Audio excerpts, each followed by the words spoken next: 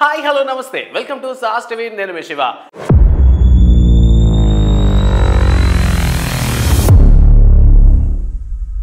శంకర్ డైరెక్షన్లో mega global star అయినటువంటి రామ్ చరణ్ సినిమానే గేమ్ చేంజర్. కైరా అద్వానీ హీరోయిన్తో పాటు ఈ సినిమాలో చాలా మంది ప్రధాన పాత్రలు నటిస్తున్నారు. ఎగ్జాంపుల్కి సముద్రగని గారు, ఎస్జే సూర్య, శ్రీకాంత్, సునీలు. సో ఈ విధంగా చాలా క్యారెక్టర్ ఆర్టిస్టులు అయితే ఈ సినిమాలో ఉన్నారనమాట. సో ఈ సినిమాకి సంబంధించి ఫస్ట్ నుంచి ఒక నెగిటివ్ ఇంపాక్ట్ ఉంది. ఎందుకంటే ఒకప్పుడు ఉన్నటువంటి శంకర్ మూవీలో ఉన్నటువంటి ఆ సోల్ ఏదైతే ఉందో అది మధ్య బాగా మిస్ అవుతూ వచ్చింది.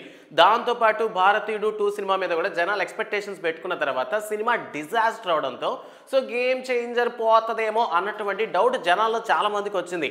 బట్ ఆ మాటలన్నింటినీ తిప్పికొట్టే విధంగా రీసెంట్గానే సినిమా టీజర్ అయితే రిలీజ్ చేశారు. చాలా గ్రాండ్గా ప్లాన్ చేసినటువంటి ఈ టీజర్ నిజంగానే సక్సెస్ని సొంతం చేసుకుంది.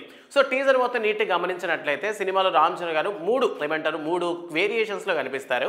బట్ డ్యూయల్ రోలే అనమాట. సో ఇందులో father character and sun character, IAS character, college student క్యారెక్టర్లో కనిపిస్తారు.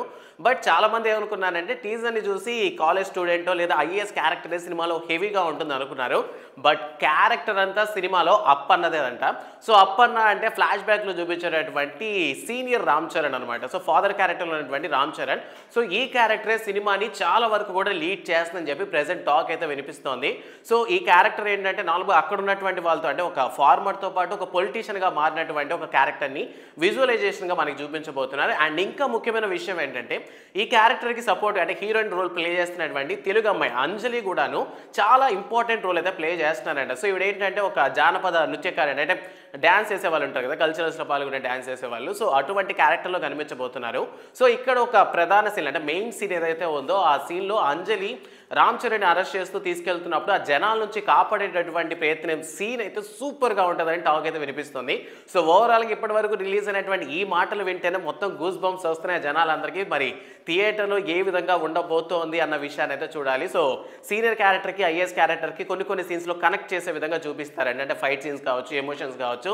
సో ఈ విధంగా సినిమాకి సంబంధించినటువంటి కొన్ని విషయాలు బయటకు వస్తుంటే అసలు పీక్స్ సినిమా మీద ఇంట్రెస్ట్ పెరిగిపోతుంది. మరి ఇది మూవీ టీమే రిలీజ్ చేస్తుందా లేదా కావాలంటే సినిమా మీద హైప్ పెంచడానికి ఫ్యాన్స్ ఏమైనా ప్లాన్ చేస్తున్నట్టు తెలియదు. కానీ ఓవరాల్గా వినడానికి మాత్రం చాలా అద్భుతంగా అనిపించింది. సో దీన్ని బట్టి చూస్తే ఈసారి సంక్రాంతికి విన్నారు మన రామ్ చరణ్ అన్నే అని చెప్పి చాలా మంది కూడా మాట్లాడుతున్నారు. సో ఇప్పటికీ ఆ నెగిటివ్ కామెంట్ పెద్దగా తగ్గలేదు. ఇప్పటికీ టీజర్ చూసి కొంతమంది నెగిటివ్గానే మాట్లాడుతున్నారు, కొంతమంది వీరు హ్యాపీగా ఉన్నారనమాట. సో మీరు ఈ 2 కేటగిరీలో మీరే కేటగిరీ అనుకుంటున్నారనే విషయాన్ని కామెంట్ సెక్షన్లో మెన్షన్ చేయండి. అండ్ గేమ్ చేంజర్ మీద మీ ఒపీనియన్ ఏంటి? సంక్రాంతికి చాలా సినిమాలు రిలీజ్ అవుతున్నాయి కదా, మరి గేమ్ చేంజర్ బ్లాక్ బాస్టర్ బొమ్మ అని చెప్పడానికి బలమైన కారణం ఏంటనే విషయాన్ని కామెంట్ సెక్షన్లో మెన్షన్ చేయండి. వీడియో నచ్చితే లైక్ చేయండి. And don't forget to subscribe sauce TV. Thanks for watching.